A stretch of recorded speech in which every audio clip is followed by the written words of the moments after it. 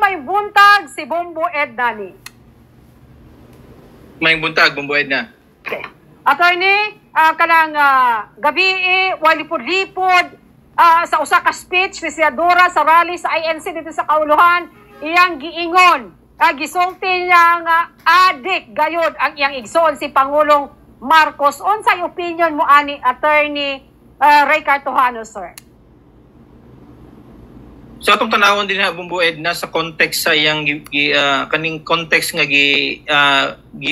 gi-reveal no kay ni Senator Amy Marcos, no, gi-reveal niya ni sa context nga nag-resign ang executive secretary mo nang medyo natabunan nga issue, no, kaning executive secretary mo guning right hand man sa atong presidente, no, tapos ang kaning budget secretary pod, no, nga unsa ni resign. So, morning natabunan sa katong revelation ni Senator Amy Marcos. No, diha gipakita niya, Bombo Edna, nga ang context ana nga posible nga wa jud na kabalo. O di ba nawala sa passing ang atong presidente. No, tungod lagi sa iyang past nga history, no, medyo iyang presentation dito nga easy go lucky ang atong presidente. Iyang isuon, no, direct na statement ni easy go lucky. Mo ganing i-convince siya magminyo daw kay First Lady Lisa Araneta para na-focus. So, diya context atong tanawon nga kaning dako nga corruption, no? Ang pinakadako nga corruption sa atong nasod, posible ni nga nawala sa passing ang atong presidente. No? Ang mastermind ani, ang iya mga trusted nga mga nakapalibot sa iya, apil po ng asawa. No? Bombo Edna.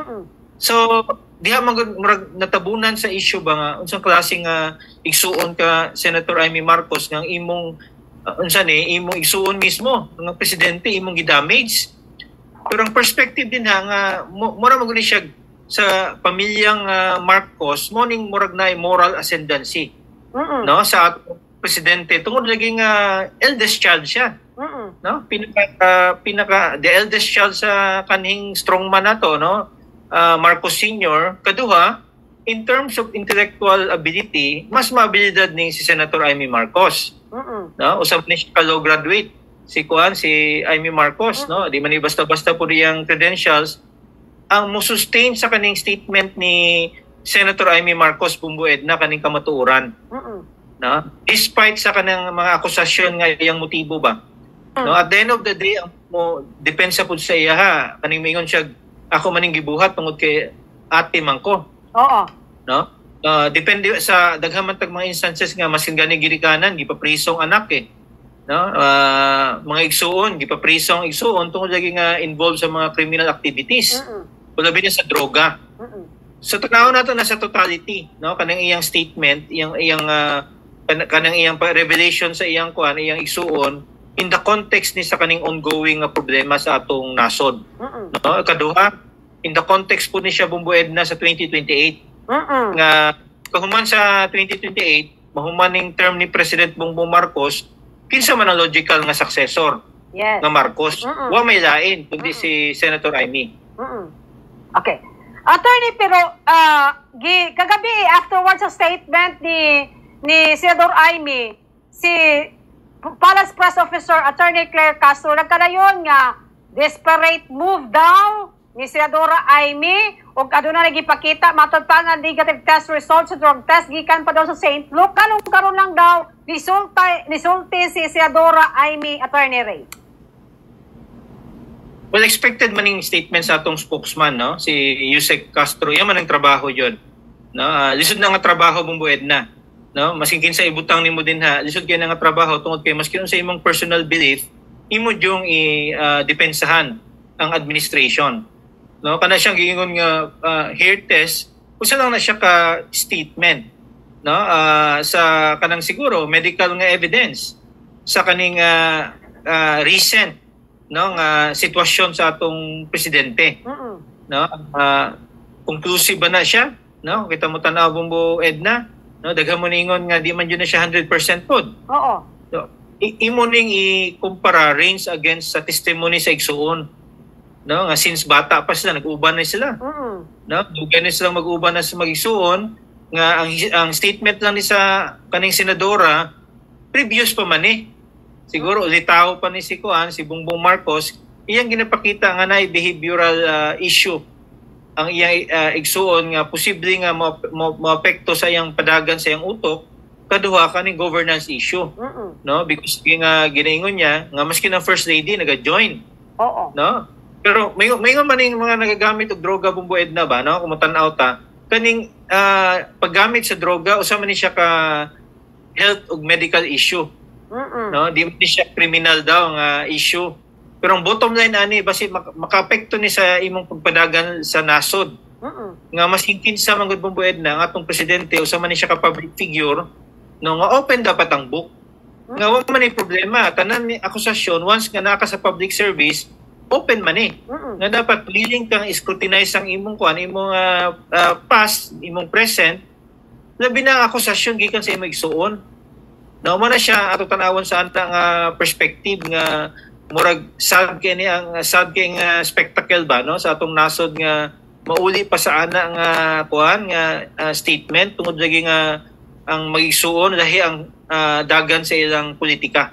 So morning na nitabo karon Bumbo Edna magkalahig politika no nagsunuganay no pero tanaw nimo at the end of the day kinsang tinuod no ang kamatuoran ang mo free sa tuwa ni Bumbo Edna.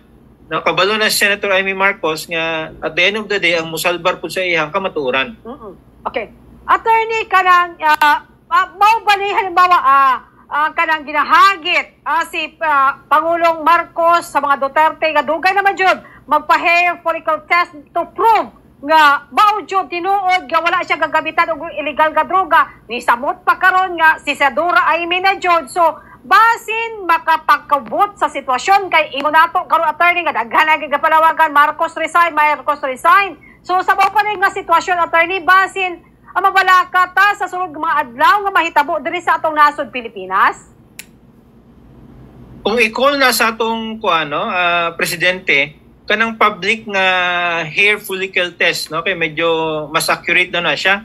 No katong nga test siguro kasi di sila mutuo ato. Kung public na siya no tapos i-call sa atong presidente tapos muguwas nga negative no posibleng moingon nga baka kon din ni Senator Amy Marcos.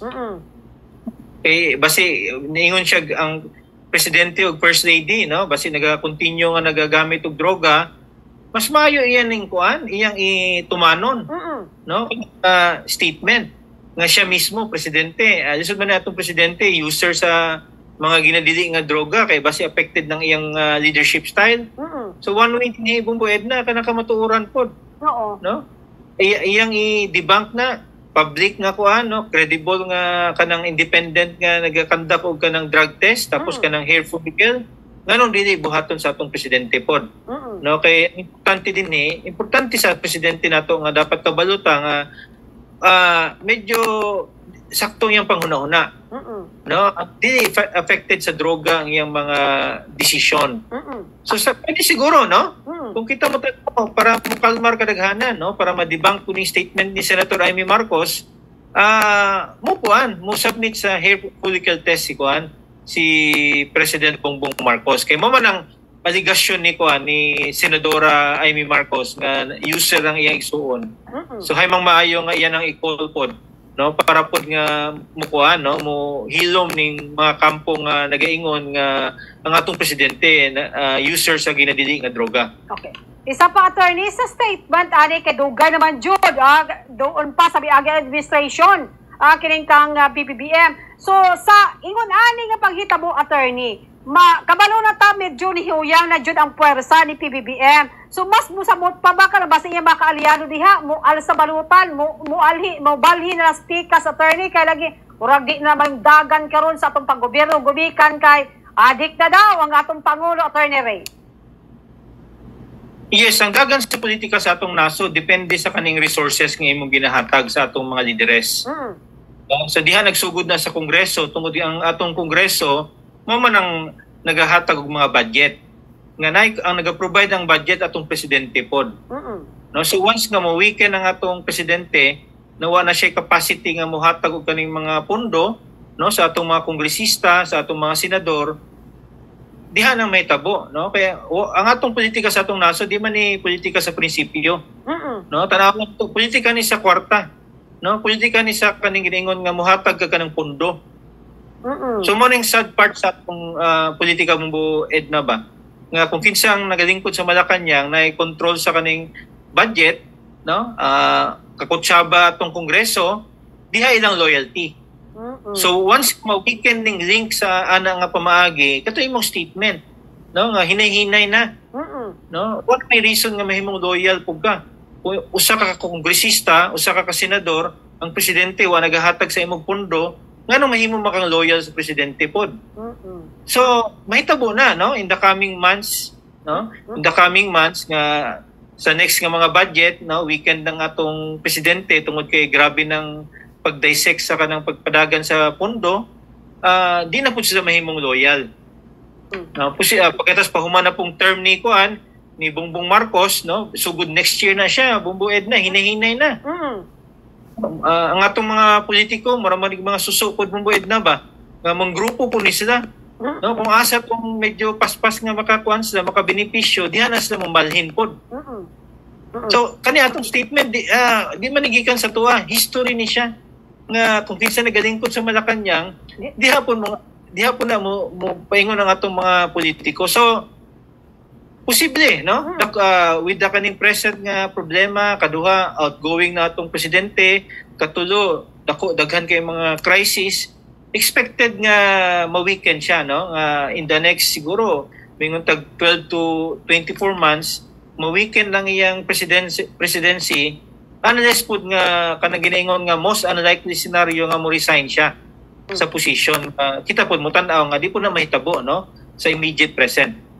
Okay. Attorney, given siya mo kagalihap, may implikasyon sa politika for 2028. So, kung kayo dumanta sa biaging election, attorney, si Senadora Amy, laglag na sa budget 12, pero sa dihang, ni kampi siya kang BP Sara, nisulod na siya sa budget 12. So, dili ba ni pagpangandam ni Amy, nga kabaluman kita sa BP Sara, ni karon nga presidential candidate for 2028, nga pinaagi ni Ana nga ipakita ako nga close kami ni BP para ako kuhaon isip vice presidente next election o magpabiling ang Marcos sa gobyerno, Attorney Ray?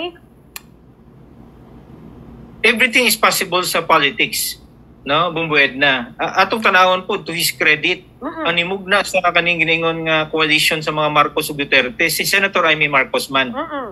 Ngayon kay mo tanawon ng history, di man i-close si Kuan, si Bongbong Marcos, President Marcos ug si BP Sara Duterte. No, ang ni uban-uban jud sa kaning pagmugna, no, sa kaning ilang coalition si Senator Amy Marcos.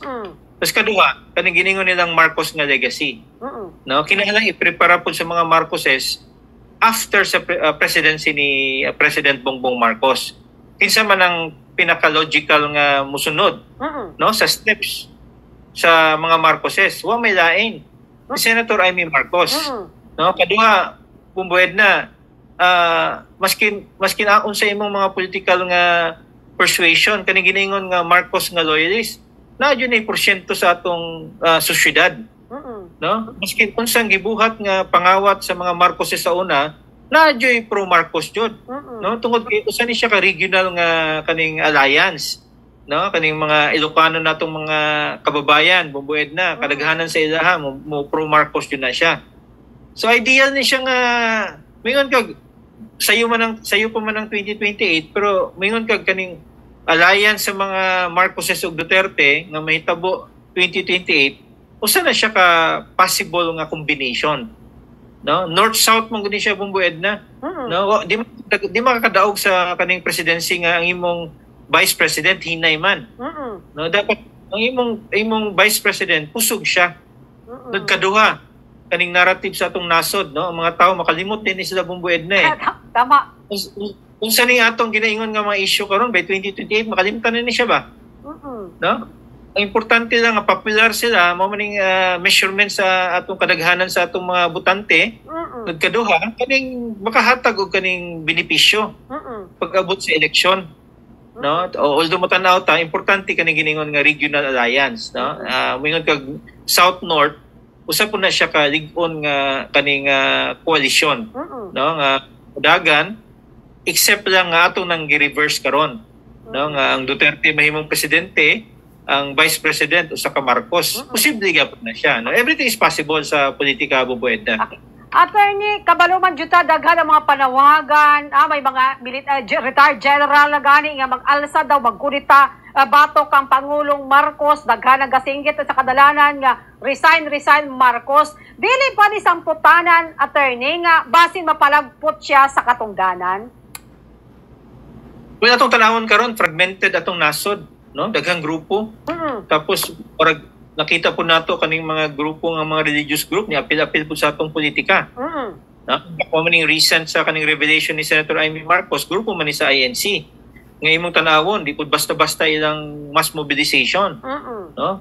Nagpuni, no, nga grupo pagkatapos historically kaning nga grupo Bumbuedna, wa man nag-take og kanang open nga side sa politika except karon. No, so daghang mga grupo karon fragmented atong nasod. Ang atong mga political parties based lang po sa mga personalities. No, weak ang political party system sa atong nasod. No, ang atong mga politiko paspas ni mosayaw. Kung kinsang kalingkod sa Malacañang, Bumbuedna, no, kung kinsang nahawak sa luwag, dikto na sila, no? Ang atong mga politiko, ang atong mga botante po. Hinay ang transition sa kaning giningon nga idealismo ba sa mga botante tungod kay at di ko na ito mabaso ang kadaghanan sa itong mga botante nagahulat po ni Gracia, no, sa eleksyon dikto sila mobutar sa katong mga kandidato nga tanaw nilang mo benepisyo. So in short, no, kato imong na-mention ganiha nga posible nga kaning restiveness, no, nang hinaot nga di pa nimo abot sa ulo sa atong mga armadong kusog, no, nga at certain point in time silang mo take sa kaning kadjel sa atong governance sa kaning giningon nga military kudita, no, kay di po na maayo sa atong nasod, no, Bumbuedna, nga mo decide sa dagan sa atong gobyerno, no, tungod lagi nga gubot kayo nga atong military, no, o pati history ana Bumbuedna maski mingon katong EDSA people power principally led man to sa kaning Catholic Church. Simbahan gyapon, no, nga ni suporta sa military. Daghang mga attempts nga kudita wa jud nahimong successful, Bumbuedna, og di po na siya maayo nga pamaagi, no, sa pag-ili sa atong gobyerno kay kung mahitabo na siya Bumbuedna di po na maayo, no, muguwas nga ang military ang mo decide sa dagan sa atong nasod. Attorney, lastly, kanang sa katawan alang sa katawhan, attorney, unsay masulti mo sa mga issue karon nga ana karon sa gobyerno kay presidente man jud ang gitudlo nga adik sa yang igsuon, attorney Ray? Well, continue siguro nga mahimong discerning ta ba, no, mo analisar maayo Bumbuedna. Pagkatapos siguro careful ta sa ang atong boto maskin usa lang na siya, importante ni siya, no, sa pagpadagan sa atong future. No, naginaot ang atong younger generation mo take og medyo responsable, no, kung di ni makuha sa atong generation Bumbuedna ba, no, medyo kayo opportunistic kayo, naginaot ang mga younger generation mas discerning, no, mas mupili sila, no, sa kanang mga leaders nato kay at the end of the day nahitabo man sa ato mangyapon ning ato man ning choice gyapon Bumbuedna. Nakita man at the end of the day kung magbasulanay ta dinhi ang naidako nga for part of the blame kita mismo mga botante, no, kita gyapon ang party to be blamed, but syempre importante pud nga atong tan-awon ang mga leaders nga atong ibutar, no, labi na sa next election. Okay. Attorney Ray Cartuhano, daghang salamat sir sa oras gihatag mo sa mo address sa Bombo Radio Jensen. God bless mo, attorney, sa imong pamilya. Yeah, anytime, no, Bumbuedna. Okay, daghang salamat mga kabumbo. Mao kadto si Attorney Ray Cartuhano, ang usa sa mga iladong lawyer diri kada sa atong dakbayan, isgutanan kini sa issue diri kada sa atong nasod Pilipinas sa kining si Pangulong Marcos adik ingon siyang igsuon nga si Senadora Amy Marcos.